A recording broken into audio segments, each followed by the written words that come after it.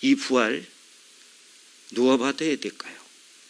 외치라고 하는 것이 아니라 네가 가지라는 얘기를 하시는 거죠. 이 권세 받으시길 예수님의 이름으로 축복합니다. 이 부활의 신분을 가지고 사는 기쁨 누리시기를 예수님의 이름으로 축원합니다. 오늘 말씀 보십시오. 오늘 말씀에 뭐라고 합니까? 내가 그리스도와 함께 십자가에 못 박혔다. 내가 죽었다.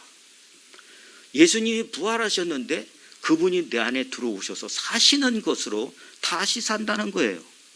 그게 부활입니다. 이 설명을 해주고 있습니다. 부활에 대한 오해를 가지고 있는 분들이 얼마나 많은지 모릅니다. 부활은 죽었다가 살아나는 거 맞습니까? 부활은 죽었다가 살아나는 거 맞습니까? 두려워지죠. 예수님이 죽었다가 살아나셨기 때문에 우리도 죽었다 살아나는 게 맞는 겁니다. 그러나 여러분, 부활은 두 가지로 얘기를 하고 계시는 것을 잘 정리하고 흔들리지 마세요. 예수님도 죽었던 사람들을 살린 적이 있습니다. 부활하게 하신 거. 그죠? 그게 누구예요? 나사로입니다. 그죠? 이 나사로는 평상시에 굉장히 사랑하는 가족들이에요. 마리아, 마르다, 나사로. 다 믿음 있는 사람들이에요. 근데 갑자기 나사로 오라버니가 병들어서 죽었어요. 그래서 죽기 전에 사람을 써서 주님 좀 와서 살려주세요. 병을 치료해 주세요. 주님은 그런 능력이 있지 않습니까? 근데 안 가셨어요. 안 가시고 장사를 치르고 이미 썩는 냄새가 풀풀 날 때 예수님이 가십니다. 그랬더니 그렇게 잘 믿던 마리아가 우리가 요청할 때 오시지도 않고, 그래도 언니가 낫다고 마르다가 주님 왜 이제 오셨어요? 그러고 맞아줬어요. 그런 모습을 보면서 주님이 안타까워하시죠. 너희가 믿으면 하나님의 영광을 볼 거다. 우리도 다 죽으면 그렇게 될 줄 알아요. 그걸 보면서 또 주님은 눈물 흘리시죠. 그래요. 그리고 나사로가 장사 치루어진 그 썩는 냄새가 나는 무덤에 가셔서 하신 말씀이 나사로야 나오너라, 이 얘기를 할 때 나사로가 살아나서 나왔습니다. 자, 여러분, 이렇게 죽었던 사람이 살아나니까 사람들이 이런 것이 부활이구나 라고 믿게 됐습니다. 좀 된 얘기지만 지금도 그럴 겁니다. 어떤 집에 죽은 시체를 놓고 살아나기를 기도하고 있는 사람이 있는지 모르겠어요. 그도 신학을 하고 교수를 했던 분인데 자기 딸이 잘못했다고 벌 주다가 아이가 죽었어요. 죽으니까 이 아이가 살아날 거다 하는 신학을 공부했는데도 자기 딸이 살아날 것이다 하는 그것을 믿고서 11개월이나 같이 데리고 살았어요. 그러다가 친구가 와서 걸려가지고 갇히게 됐죠. 여러분, 왜 안 살아납니까? 제가 목회를 하면서 제일 안타까웠던 것들이 성도들이 돌아가시는 겁니다. 병들어서. 붙잡고 주님 살려주셔야 됩니다. 살려주시. 얼마나 그 질병이 치료되기를, 얼마나 저 사람이 살아나기를 간구했는지 정말 허무하더군요. 허무하게 죽어가는 주님, 분명히 산다고 그러셨는데 왜 이렇게 됩니까? 그럴 때가 있었습니다. 그러나 여러분, 이 부활에는 두 종류의 부활을 말씀하고 계세요. 그 부활은 첫 번째 이런 겁니다. 죽은 자가, 목숨이 끊어졌던 사람이 살아나는 죽음과 영원히 사는 죽음입니다. 영원히 죽어있는 죽음. 여러분, 죽었던 사람이 살아나는 경우 성경에 있어요. 성경에 있는데 여러분, 여러분 그 케이스를 말씀해 보실래요? 구약에 한 번 가뭄이 너무 극심해가지고 그거 마지막으로 먹고 자기 자식하고 죽으려고 하는 결심을 했던 사르밧에 사는 선지생도의 아내입니다. 이제 그거를 끓여서 먹으려고 가서 장작을 하든지 나무를 내다가 헐려고 하는데 그때 엘리야가 탁 나타났어요. 엘리야가 나타나서 여보 나한테 좀 불도 좀 가져오고 그 떡도 좀 해가지고 와. 그 말을 했더니 이 사르밧 과부가 뭐라고 합니까? 베룩이 간을 빼먹지. 이거 먹고 끝내려고 하는데 당신이 그러면 그게 주의 종 맞냐? 이렇게 얘기해야 되는데 예 알겠습니다. 아 이래네. 그 사르밧 과부에게 그릇은 다 가져와라 해가지고 축복을 해주죠. 그런데 얼마 후에 그 하나 있는 그 아들이 죽어요. 그래서 그 아들이 죽었다고 기별을 받고 달려와서 그 아들을 살린 겁니다. 그거 여러분 또 뭐가 있어요? 죽었던 사람 살아난 거 봤어요? 신약에 와서요. 신약에 와서 이 나사로하고 그 나인성 과부의 아들하고 이거 또 있어요? 권사님 찾아보세요. 그 신고 오세요. 예, 여러분 주님은 생명을 주관하시는 분이기에 하실 수 있다고 믿어요. 그런데 여러분 그게 일상다반사로 되는 게 아니다라는 것을 여러분 아셔야 돼요. 죽었던 사람이 살아난 얘기는 세계에 무척 많습니다. 예, 이 얘기는 너무 많아요. 보면은 미국의 내과 의사 모리스 툴링스라고 하는 사람이 이 사람이 사람이 죽었다가 다시 살아나는 그거를 조사를 해서 책을 썼어요. 그 책이 죽음의 문 너머에. 이 사람들이 죽었다가 그런 임사 체험이라고 그래요. 그 체험을 하고 며칠 있다가 살아나는 거예요. 살아난 그 얘기들을 볼 때 자기 육체에서 뭔가가 빠져나가서 긴 터널을 갔다가 빛을 보고 천국이다 지옥이다 이런 얘기들을 하면서 체험한 사람들이 있습니다. 자, 그러면 여러분 그 사람들이 죽었다가 살아났습니다. 살아나는데 자, 그게 복음에 어떤 도움이 되죠? 어떤 분은 그래요. 너 고생했으니까 조금 더 살다 와라. 생명의 그 전 생명에 이어서 마치 보너스 받듯이 계속해서 연장한 삶의 의미가 뭡니까? 죽었다가 살아나서 사람들한테 얘기하면은 여러분 나 죽었다 살아났어. 그 얘기가 어떤 도움이 될까요? 믿음 안에. 천국이 있다, 지옥이 있다. 그거 외에 더 어떤 도움이 있을까요? 육신의 삶을 살던 사람이 그 생명의 연장을 받았다고 해서 그것이 무엇이 유익이 있냐? 생명의 부활. 죽은 사람이 살아날 수 있어요. 그러나 나는 그 죽은 사람을 살려달라고 기도하지 않습니다. 주님이 강조하시는 것은 뭐냐면 영혼의 죽음에서 살리는 겁니다. 영혼의 죽음에서 살리는 것입니다. 이 얘기가 성경에 가득 채워져 있다는 사실에 대해서 우리는 자꾸 어디에다 초점을 맞춰놓고 있냐? 죽었던 육체가 살아난다는 것에 자꾸 거기에 꽂혀 있다고 한다면 여러분들은 낙심하게 될 것이고 점점 더 우리는 살아있는 부활이 아니라 기념식에 관심을 쏟게 될 것이다 하는 것입니다. 부활은 이 두 가지의 부활이다. 부활은 같이 따라서 해주세요. 부활은 이 두 가지의 부활이다. 예. 자, 여러분 이거부터 보십시오. 예수님이 지난 고난주간 여러분들에게 계속 말씀을 드렸습니다. 우리는 점점 우울증에 걸려가고 있어요. 이 코로나 때문에도 그러고 인생살이에 뭐 다른 게 뭐 있겠습니까? 그러니까 우울증이 있다 보니까 이 우울증이 다 귀찮게 만들어요. 현찰이 최고야.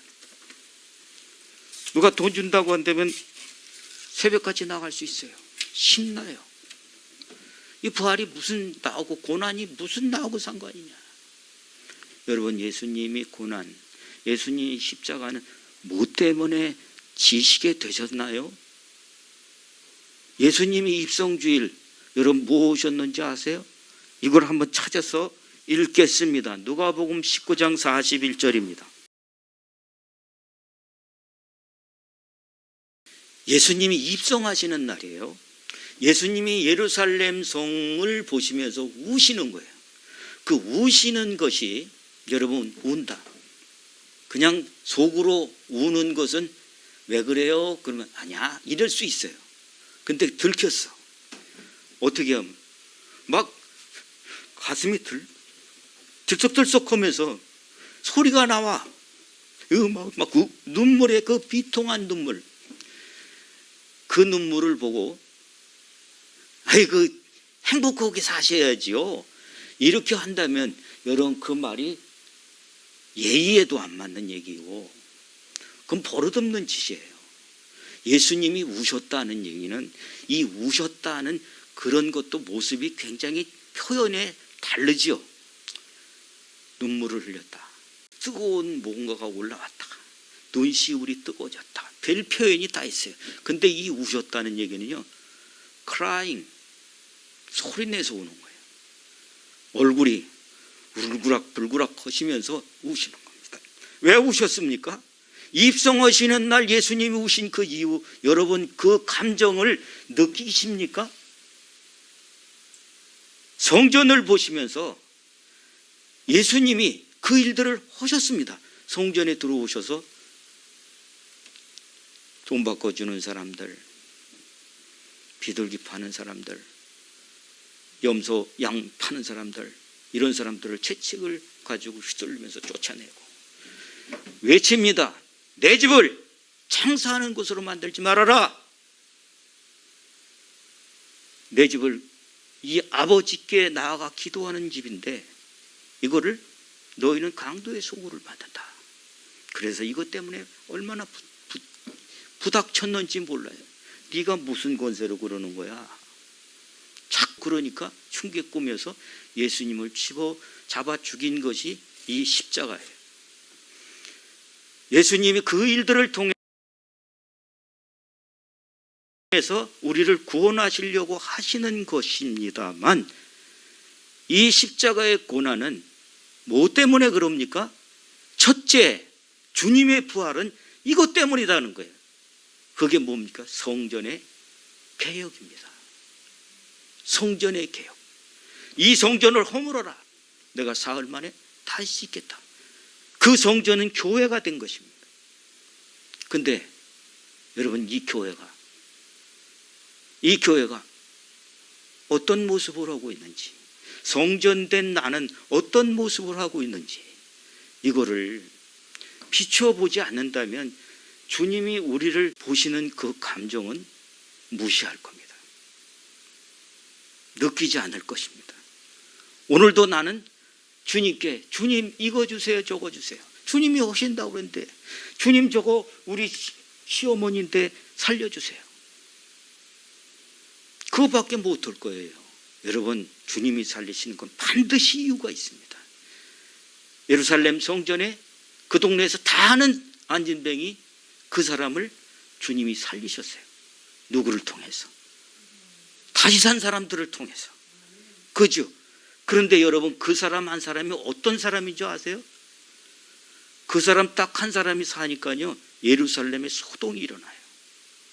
이야 정말 하나님이 살아계시구나. 이 영성이 확 살아나는 거예요. 그 사람을 문열이에요. 아시겠죠? 아무나 그러는 게 아니다는 거 여러분 아셔야 돼요. 내 뜻대로 구하면 된다? 그렇지 않습니다. 그렇게 하시지 않으셨어요.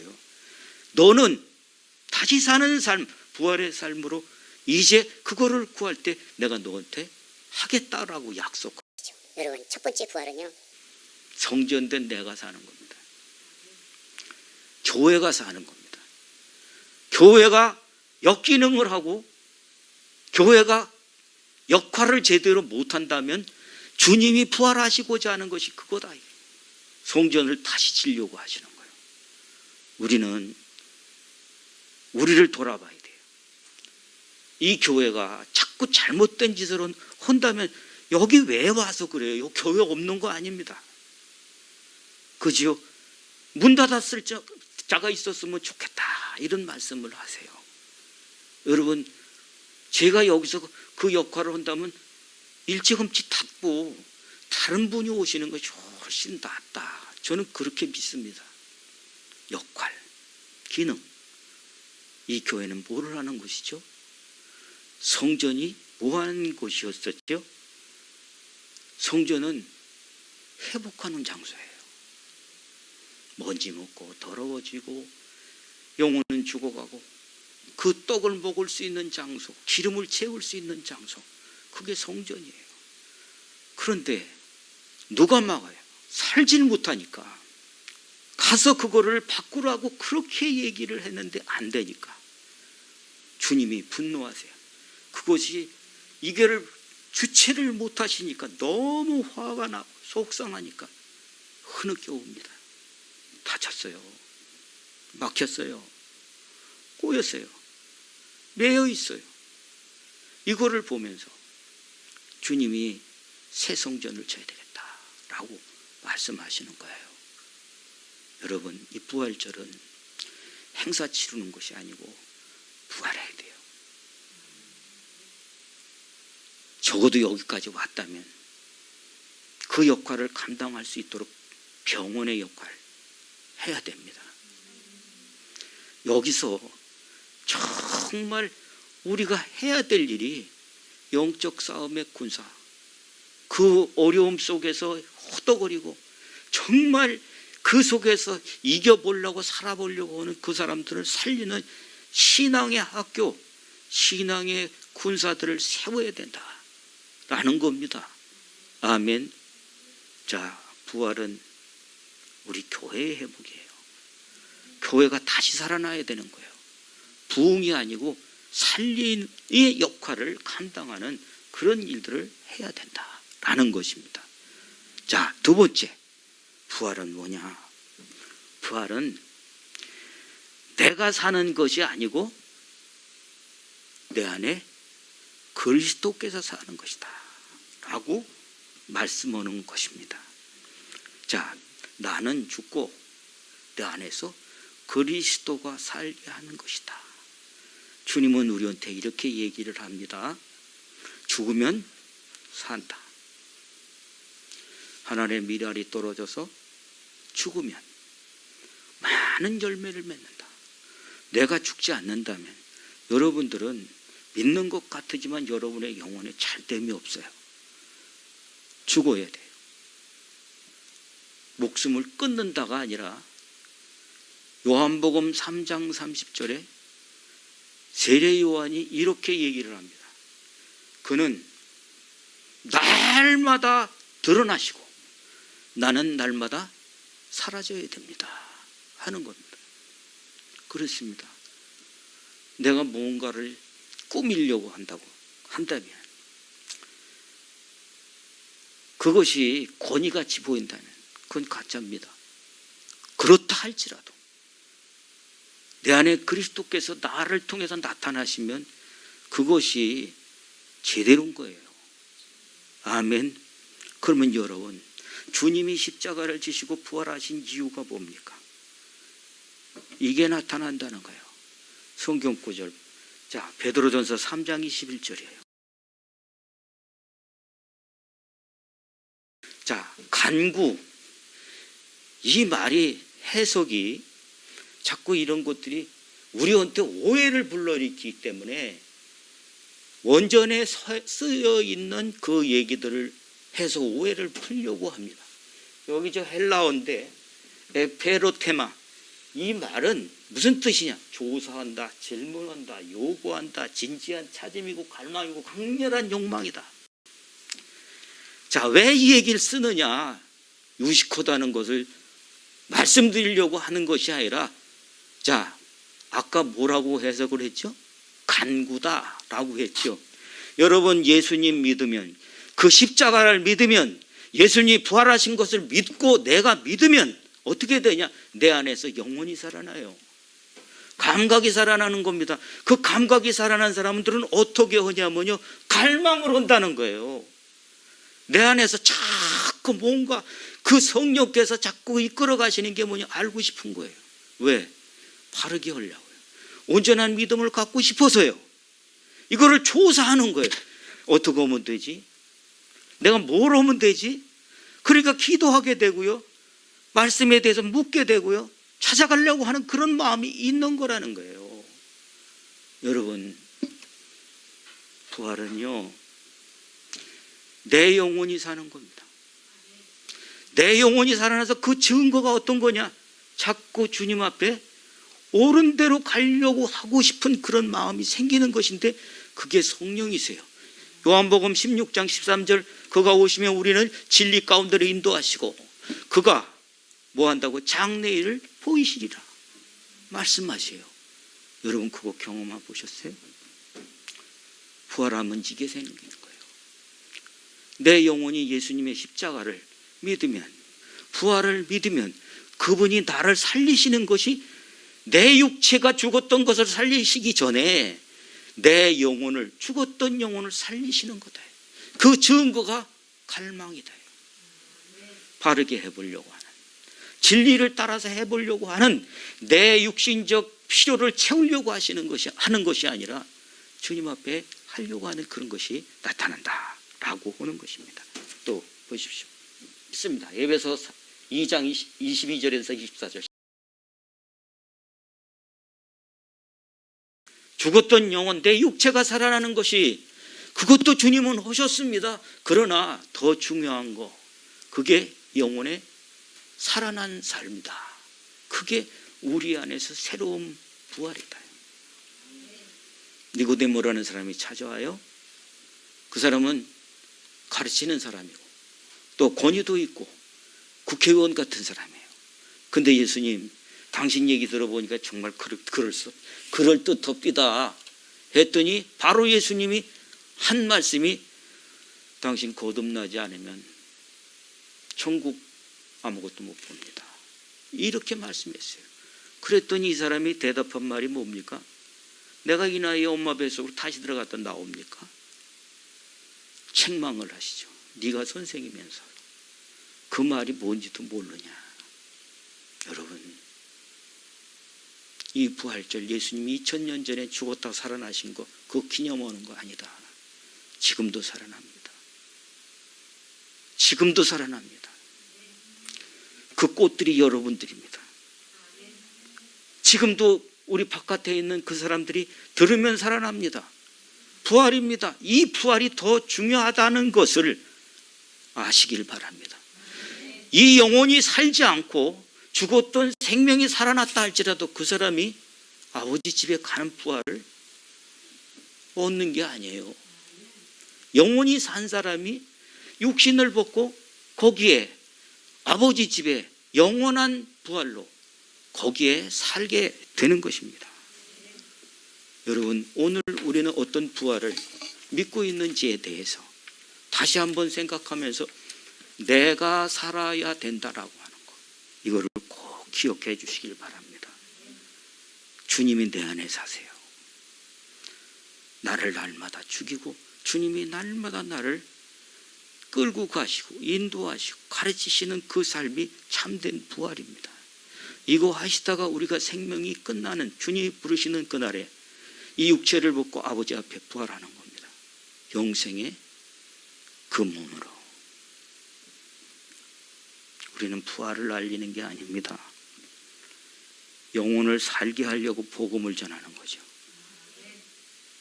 우리는 부활을 기념식 하는 게 아닙니다.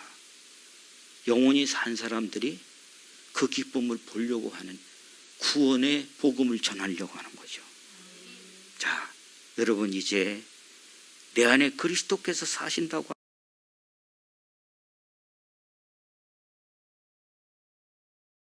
한다면 이걸 하실 수 있기를 바랍니다. 예수 그리스도의 십자가 부활을 믿는 사람은 영원히 살아나요. 영원히 부활돼요. 자, 보십시오. 로마서 10장 9절 10절. 영혼을 살리는 방법은 이겁니다. 앵무새처럼 따라서 했다고 하는 것이 아니라 그것을 마음으로 믿고 입으로 시시키는 겁니다. 마음으로 믿었다는 얘기는 저 사람이 자기가 가지고 있는 지성을 가지고 그렇구나 이해시키는 겁니다. 그렇군요. 하나님이 지으셨군요. 이 세상이 저절로 된 게 아니고 하나님이 지으셨군요. 나를 하나님의 형상대로 지으셨군요. 그러나 나는 내 마음대로 살았습니다. 이게 죄입니다 라고 하는 것을 알고 십자가에 필요함.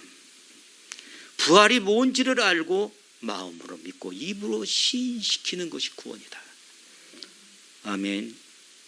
여러분 이거 아십니까? 교회 10년 다니면 오래다니면 됩니까? 20년 다니면 됩니까? 아니에요. 오늘 나왔어도 저 사람이 하나님이 이 세상을 지으심과 우리를 창조하셨음과 또 우리가 그를 떠난 것이 어떤 것인지를 알고 예수님을 보내셔서 우리를 살리시려고 하신다 하는 것을 마음으로 알고 입으로 시인한 것이 아니다면 종교 생활에 다를 바가 없습니다. 아멘. 여러분 꼭 살려야 된다. 영혼을 살려야 된다. 그게 부활입니다. 그리고 부활해야 이겨요. 영혼이 부활해야 이겨요. 에베소서 6장 12절에 영적인 싸움이 있다라고 하는 것을 그렇게 얘기했는데도 우리는 가난하고만 싸워요. 부자 되려고 하는 것만 싸워요. 여러분 이거 이기면 그 다음에 됩니다. 아멘. 여러분 영혼이 살아야 이기지. 영적인 싸움을 어떻게 영혼이 건강하지 않는데 약한데 잡혀있는데 어떻게 이기겠습니까? 아멘. 부활하셔야 이깁니다. 세 번째, 자 요한 3서 1장 2절 여러분 아시죠? 사랑하는 자여 내 영혼이 잘된 거지 범사에 잘되고 강건하기를 내가 강구한다. 모두가 좋아하는 말씀입니다. 그런데요 여러분 내 영혼은 건강하십니까? 뭐만 조금만 걱정거리면 푹 주저앉고요. 문제만 생기고 내게 이해가 안 되는 것은 주저앉고요. 너무 약하지 않습니까? 부활하셔야 삽니다. 내 영혼이 다시 사는 삶으로 날마다 나에게 충만한 주님이 이끌어 가시는 그런 삶 속에 주님이 말씀하세요. 가르치세요. 인도하세요. 응답하세요. 증거 주세요. 이게 성경의 약속 아닙니까? 그런데 나는 그런 거 못 받아봤다는 사람이 왜 그렇게 많은지요. 내 맘대로 주님이 주님 나 어떻게 짜장 먹을까요? 짬뽕 먹을까요? 짬뽕. 이렇진 않아요. 그러나 주님이 내 영혼 속에 양심 속에 주님 어떻게 해야 돼요? 자꾸 그거를 갈망하며 옳은 것으로 가려고 하는 그 사람에게 말씀은 없다 할지라도 결과는 기가 막힌 결과들을 하고 있다는 것을 경험하셔야 돼요. 믿는 사람들에게는 반드시 증거가 있다. 없다고 하는 사람은 거짓말하는 사람이다 라고 말하세요. 자 여러분 우리는 뭘 해야 될까요? 부활절 기념식 그거 하지 말고요. 내가 증인입니다. 나 전에는요 내 마음대로 살았어요. 상관없이 살았던 사람이에요. 그런데요 내 중심이 주님을 향해 어떻게 할까? 이게 기뻐요. 이 증인들로 세워져서 주님이 우리를 기뻐하신다. 이것처럼 즐거운 게 없어요. 주님이 나한테 당신이 하실 일들을 자꾸 얘기하시고 그 일들을 이루어 간다는 것이 얼마나 기쁜지 이 기쁨이 최고랍니다. 우리가 이걸 통해서 우리가 얼마나 어떻게 있을지는 저도 몰라요. 그러나 주님이 하루를 산다 할지라도 주님이 날 쓰신다면 인생의 성공이다. 내 인생의 성공은 사명 완수다 하는 것처럼 여러분의 삶에 매일매일 주님과 함께 계셔서 매일매일 기쁘고 매일매일 감사하고 주님 내가 가는 길 주님 함께 해주시니 감사합니다. 날 통해서 이 부활 또 살아나게 하시는 그 일에 쓰신다면 그거 더 큰 것이 어디 있겠습니까? 하시는 증인들로 우리의 평생에 2021년이 이 부활절이 잊지 못할 부활절이 되시기를 축복합니다. 기도하겠습니다.